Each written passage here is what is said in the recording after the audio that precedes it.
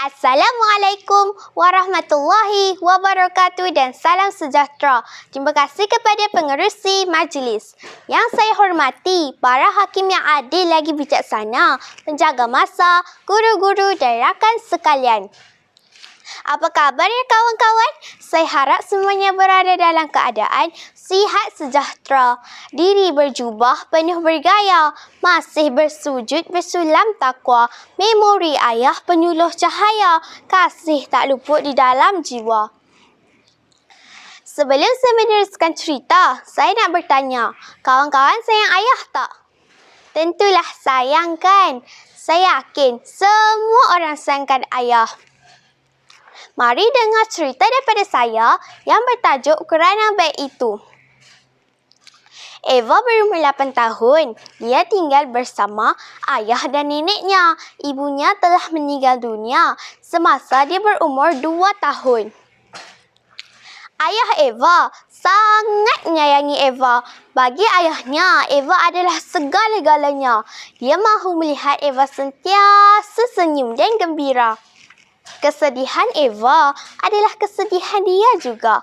Ibarat pepatah Melayu, cubit paha kanan, paha kiri juga terasa. Dia mahu melihat anaknya membesar dengan sempurna. Ayah Eva merupakan seorang lelaki yang baik. Dia jujur dan tidak pandai menipu. Dia juga tidak pandai berselindung sekiranya ada perasaan sedih, gembira atau marah di dalam hatinya. Semua orang yang tinggal di kampung itu tahu akan sikap ayah Eva. Ada kalanya mereka mengejek ayah Eva dengan panggilan lurus bendul. Eva murid yang rajin. Di sekolah, dia selalu mendapat pujian daripada guru-guru. Kawan-kawannya juga senang akan Eva. Tetapi ada salah seorang daripada kawan Eva yang bernama Lisa cemburu akan kelebihan Eva. Lisa selalu membuli Eva di sekolah, tetapi Eva tidak pernah mengambil hati. Tahniah Eva, gurunya mengucapkan tahniah. Eva memperoleh ribbon merah. Ribbon itu disematkan di baju sekolahnya. Ribbon itu menandakan kecemerlangan Eva di sekolah. Setelah pulang ke rumah, Eva terus menceritakan tentang ribbon merah itu kepada ayahnya. Ayahnya sangat gembira. Dia terus membawa Eva ke kedai untuk mencari hadiah. Sampai di sebuah kedai, Eva berkata, "Ayah, cantik beg ini. Eva mahu beg berwarna merah jambu ini, ayah." Mendengar kata-kata anaknya itu, dia tidak berlengah. Dia terus mengeluarkan wang dari poket seluarnya. Malangnya, wang yang ada tidak mencukupi. Tuan kedai memberitahu bahawa beg itu hanya tinggal satu saja lagi. Akhirnya mereka berdua pulang ke rumah. Ayah Eva tekad untuk mengumpul duit. Bermacam-macam kerja yang dilakukan olehnya. Anakku Eva, dengarlah, laguku jadikan pelita, penyuluh di gelap gelita, pemandu ke puncak bahagia. Hari berganti hari, wang yang dikumpul telah mencukupi. Ayah Eva terus mengajak anaknya ke kedai yang menjual beg itu. Sampai di kedai, Eva terus mencari beg idamannya, tetapi telah tiada. Pada masa yang sama, dia terlihat Lisa berdiri dengan orang tua sambil membayar beg idamannya di kaunter bayaran. Ayah Eva terus pergi mendapatkan Lisa. Dia meminta Lisa memberikan beg itu kepada Eva.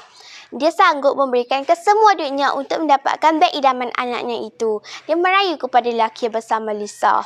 "Tolonglah encik, anak saya mahukan beg ini. Saya sanggup membayar seberapa banyak yang encik mahu."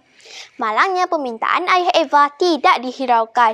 Lisa bersama lelaki itu terus berjalan keluar. Ayah Eva tidak dapat mengawal perasaannya lagi. Tanpa dia sedar, dia telah menarik beg yang ada pada bahu Lisa. Lisa menjerit kesakitan sambil berkata, "Aduh Papa, lihat laki tidak siuman ini." Tidak semena-mena Papa Lisa menampar ayah Eva. Bukan sahaja penamparan yang diberi, malah dia menumbuk ayah Eva sepuas-puasnya. Habis berdarah muka, hidung dan badan ayah Eva. Eva hanya mampu menangis dan meminta tolong. "Cukup pakcik, berhenti pukul ayah saya." Kesan daripada pukulan itu, ayah Eva akhirnya tidak boleh berjalan lagi. Kakinya lumpuh. Dia terpaksa menggunakan kerusi roda. Eva sangat sedih. Dia pasti menangis setiap kali melihat ayahnya. Hati sedih tiada terkira, ayah kesayangan berkerusi roda. Sesal hati tiada noktanya, menunggu pulih seperti biasa.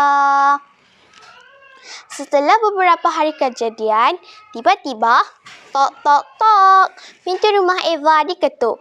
Eva bangun melihat gerangan siapa yang mengetuk pintu rumahnya. Setelah membuka pintu rumahnya, dia terkejut melihat Lisa berdiri sambil menangis.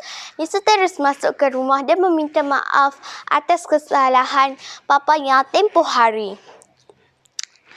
Dia memberitahu bahawa papanya telah meninggal dunia dalam kemalangan. Dia berasa kemalangan tersebut akibat daripada perbuatan papanya terhadap ayah Eva. Lisa juga memberikan begnya kepada Eva sebagai tanda maaf. Lisa berjanji tidak akan membuli Eva lagi. Eva yang sememangnya memiliki sifat baik hati terus memaafkan kesemua kesalahan Lisa. Lisa dan Eva akhirnya menjadi kawan baik kerana beg itu. Kesimpulan dan pengajaran daripada cerita ini ialah: pertama, sentiasalah menjadi orang yang baik dalam apa jua keadaan.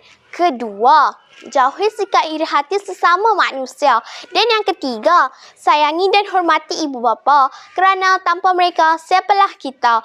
Saya akhiri cerita ini dengan serangkap pantun. Pemandangan cantik di Sungai Ara, bermandi manda mencari ikan. Sekian sudah cerita saya. Salah dan silap mohon dimaafkan. Sekian, wabillahi taufiq wal hidayah. Wassalamualaikum warahmatullahi wabarakatuh.